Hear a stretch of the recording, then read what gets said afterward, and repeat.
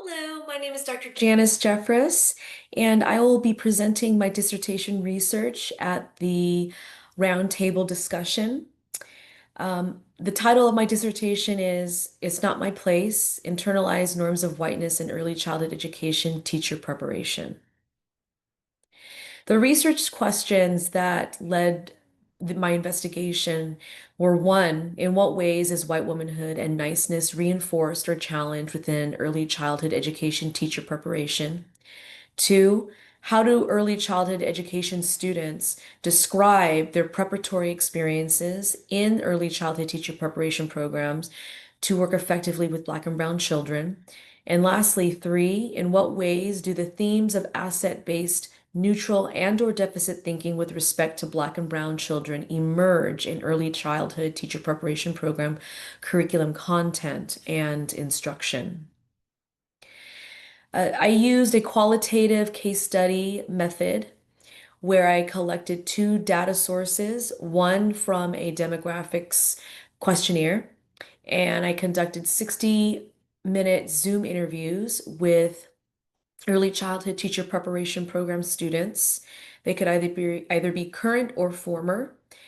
And my interviews were structured into three different groups of questions. The first is I asked about the participants' teaching philosophy in how they approach their work, how they view their role as early childhood educators in the lives of children. The second group addressed incidences of racism in the classroom. And essentially, I asked participants whether or not they were able to share an example of how they handled any issues of racism or topics of race in the early childhood classroom and how they handled it. And then lastly, I asked participants about their experiences in their early childhood teacher preparation program. I recruited current and former students enrolled in a child development or majoring in child development at a Latina serving community college in Southern California. These student participants, had to have been currently enrolled in or completed the three following courses, which are Child, Family, School, Community, Teaching Young Children in a Diverse Society, and Working with Children with Challenging Behaviors. The participant eligibility criteria um, required that participants had to be over the age of 18, currently enrolled or graduated from the early childhood teacher preparation program. And I was able to recruit a total of 10 participants, which comprised of 7 Latina women, 2 Black women, and 1 white woman. About 50% of the participants had under 1 year of experience working in the classroom with young children, while the other 50 had more extensive experience of 5 years or more volunteering or working in an early childhood setting. I used Richard Valencia's deficit thinking framework, and I used his framework to examine how early childhood teacher preparation programs may inadvertently perpetuate deficit thinking about Black and Brown children. So, through my interviews of 10 teachers regarding their preparatory experiences as early childhood majors at a Southern California community college, my research applied Valencia's 6 tenets of deficit thinking. These tenets helped me identify how deficit narratives wrongly attribute academic failure to individual deficiencies in personal qualities like motivation, inadequate family involvement, while also pathologizing heteronormative identities and scapegoating children to explain classroom challenges and quote unquote difficult behaviors. Valencia's framework was designed to challenge and delegitimize deficit thinking perspectives. And this framework served as both an analytical lens for me and a method for critiquing the existing literature that's already out there related to this particular problem. There were several findings from my investigation, but for the purposes of this conference, um, I want to share three key themes that really stood out that align with the theme of this conference.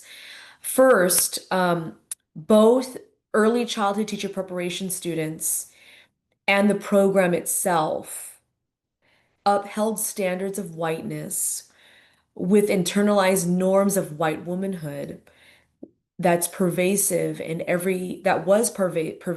every participant's response to my questions and clearly shaped their teaching dispositions toward children and families of color. Many of the participants exhibited white womanhood through displays of educational niceness and embrace their role as social and emotional nurturers as their primary responsibility in protecting young children. Second, race evasiveness emerged as a prevalent deflection mechanism when topics of race or racism arose during the interviews, with participants talking around the issues or giving perpetrators of racist acts of the benefit of the doubt without ever naming racism or without ever having to name racism.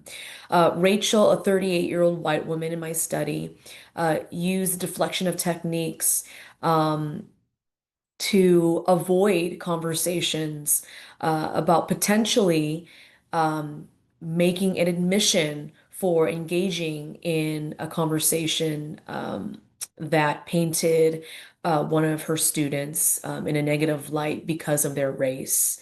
And in this particular quote from my interview, um, and some of it's cut off, but Rachel also enacted behaviors classic to white fragility in this specific example. The final finding is uh, demonstrated that m most, if not all, um, of the participants were underprepared to critically assess and address um, racism in the classroom. They were also underprepared to meaningfully engage young preschool age children in conversations about race uh, and racial issues that cropped up in the classroom. Um, Based on analyzing the data, um, their ECE TPP experiences predispose them to evade conversations about race and racism, and to avoid practices that could challenge white hegemony in early childhood classrooms.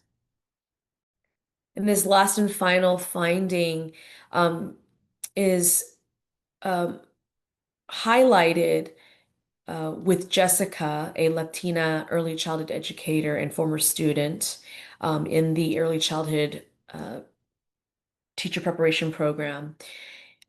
When she shared, I guess they never prepare you for like the outcome when a parent is upset with you, like how to handle that situation. Like, I don't think they prepared me enough for that. I know they prepared me for conflict situations with children and stuff, but never with like a parent. I was like, I just stood there and I'm like, what am I doing, And then I couldn't move because I was like, oh my God, I can't believe this just happened to me. Like, what's going on? And this was in response to the interview question that asked her to recall a situation where she um, uh, encountered an incidence of racism, and she shared an example when she was, in her view, wrongfully accused of saying something racist to a child's parent.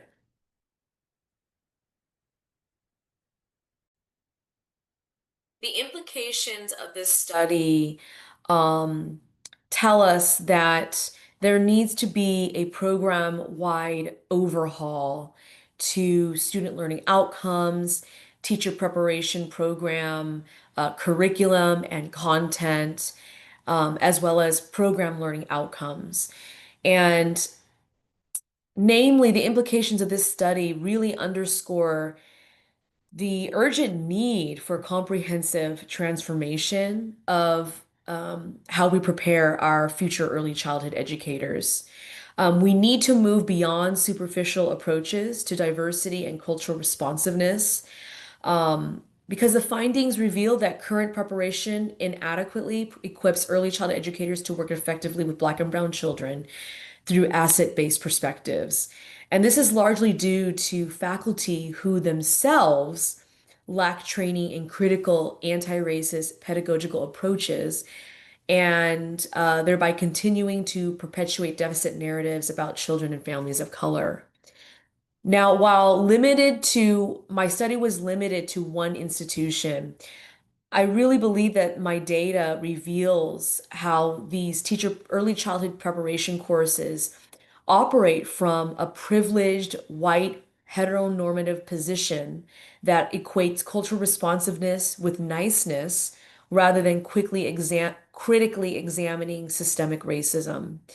Um, so, given California's initiative to expand the early childhood workforce and to introduce the PK3 credentials at several CSUs and other universities, private universities, particularly in high-need communities, there is a critical opportunity that exists to fundamentally redesign early childhood teacher preparation curriculum that decenters whiteness and authentically incorporates diverse Black and Brown histories and experiences. And I really believe that in order for us to change the landscape of early childhood teacher preparation, we really need to first start with and take a look at who we are hiring to fill these positions. Um, and so not only do we have to make changes and overhaul our curriculum, but we also really have to take a look at um, the people who we are trusting to help prepare future educators, especially in an ever more increasing landscape here in California. Um, and also taking into consideration the heightened importance of this research and this topical focus on early childhood teacher prep when there is an attack on DEI initiatives, especially in our education system. So this transformation, it has to occur program wide, as even students in counter-space courses demonstrated deficit ideologies and remained underprepared to address racism. Finally, just as a summative comment, the findings from my research emphasize the importance of um, thinking about restructuring and revamping what we teach in our teaching young children in a diverse society curriculum. So we have to look at how do we make our content more concentrated on anti-bias and anti-racist principles, um, but also engaging in the faculty of ongoing critical conscious work in order to dissect their own implicit bias and and developing the awareness of how what they teach, even how they teach it, um, can perpetuate negative or deficit perspectives about children of color. Um, Also, an intentional look at hiring practices that prioritize educators with genuine cultural understanding and shared student experiences, because research shows that representation enhances student engagement, retention, and practical application of culturally responsive teaching practices.